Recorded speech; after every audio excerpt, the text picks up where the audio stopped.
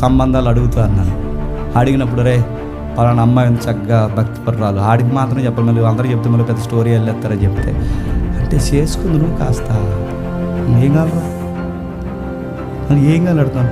అంటే ఇంట్లో అడిగి కాపురం చేస్తావా